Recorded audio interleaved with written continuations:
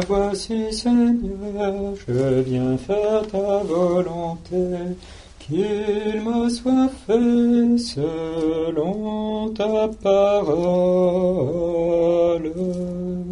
Hier, nous célébrions la messe en soutien pour les Omènes, et aujourd'hui, nous célébrons en union avec eux, ainsi qu'à tout le mouvement du printemps français et la manif pour tous, les mystères joyeux dans la présence du Saint-Sacrement, qui est la plus grande intercession de la Sainte Église, puisqu'elle est Jésus lui-même, dont la lettre aux Hébreux nous dit qu'il se tient toujours devant la face du Père pour intercéder pour ceux qu'il ne rougit pas d'appeler ses frères, et il se présente en disant « Me voici, moi et les enfants que tu m'as donnés ».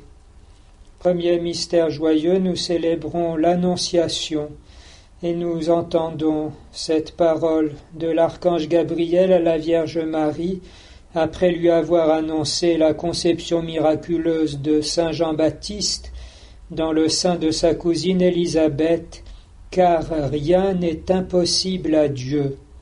Une phrase que nous retrouverons dans la bouche de Jésus, alors que les apôtres lui disent « Mais alors qui peut être sauvé ?»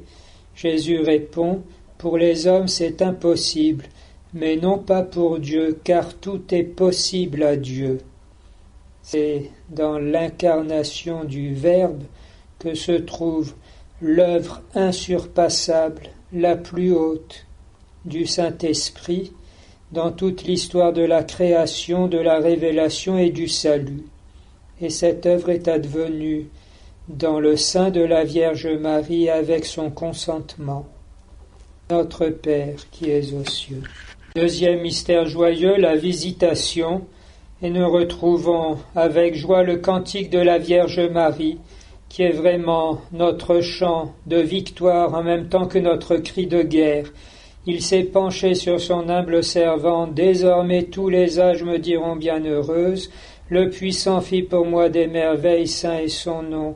Déployant la force de son bras, il disperse les superbes, il renverse les puissants de leur trône, il élève les humbles, il comble de bien les affamés, renvoie les riches les mains vides, il relève Israël son serviteur, il se souvient de son amour, de la promesse faite à nos pères, en faveur d'Abraham et de sa race à jamais, non pas par nos mérites, mais par l'Esprit Saint, et dans la prophétie de la Vierge Marie sur sa propre foi, son espérance, sa charité, elle dont le Concile nous dit qu'élevée à la gloire du ciel, elle continue à collaborer à l'enfantement et à l'éducation, à la croissance donc de la vie chrétienne de tous ceux qui sont les frères de son Fils premier-né Jésus-Christ.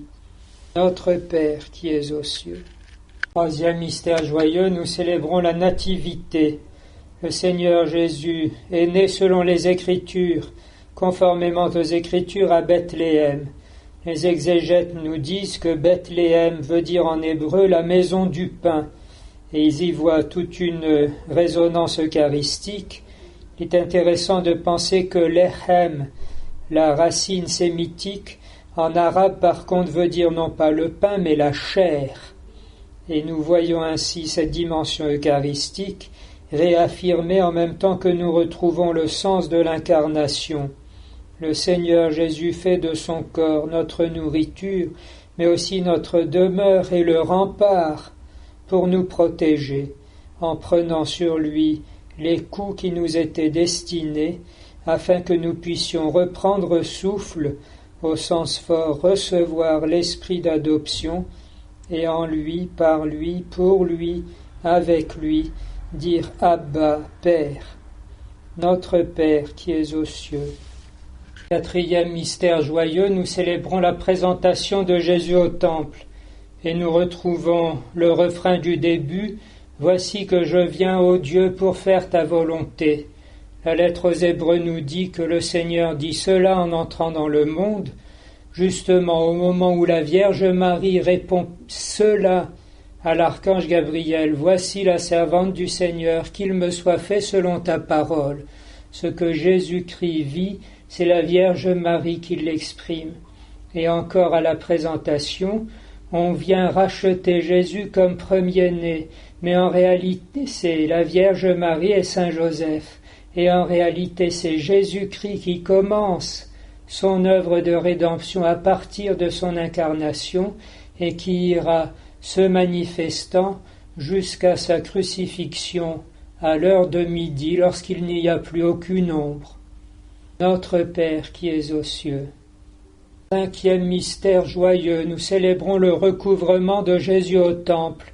Jésus est un enfant de 12 ans et il annonce le mystère pascal avec les 3 jours de son absence où la Vierge Marie et Saint Joseph le cherchent tout angoissé. Mais il révèle surtout qu'il doit être aux affaires de son Père.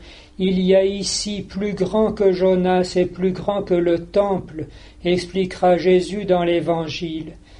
Nous devons comprendre que c'est seulement en lui, par lui, avec lui, pour lui, qu'il nous faut passer de ce monde vers le Père. Solennellement, Saint Jean ouvrira les grands chapitres de la Passion. Au chapitre 13, Jésus, sachant que l'heure était venue de passer de ce monde vers le Père, et que saint Paul expliquera, celui qui remonte, c'est celui qui était d'abord descendu, il est venu ici-bas pour nous emmener avec lui. Notre Père qui es aux cieux. Gloria Patri et Filio et Spiritui Sancto, sic ut erat in principio, et nunc et semper, et in saecula saeculorum. Amen. Ô Jésus, pardonne-nous nos péchés, préserve-nous du feu de l'enfer, et conduis au ciel toutes les âmes, surtout celles qui ont le plus besoin de ta miséricorde. Grâce des mystères joyeux, descendez dans nos âmes, et les rendez vraiment saintes. Ô Marie, conçue sans péché, priez pour nous qui avons recours à vous. Ô Marie, conçue sans péché, priez pour nous qui avons recours à vous. Ô Marie, conçue sans péché, priez pour nous qui avons recours à vous.